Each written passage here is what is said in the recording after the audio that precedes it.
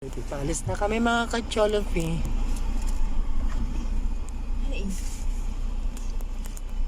Natin saan ka na siya? Yan ka-Cholofi. Silinda, mga ka-Cholofi. Si Erickson yung manager ng 7-Eleven. Sa kanya yung Petro na ka-Cholofi. Ano nga Kasi lumaki. utak ko?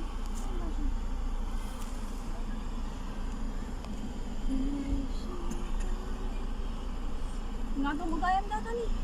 May naglamig lang siya. Nag-drive ko na. Yan, mga ka-Cholofi.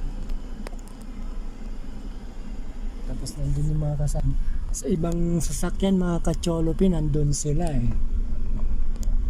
Mga ka-Cholofi.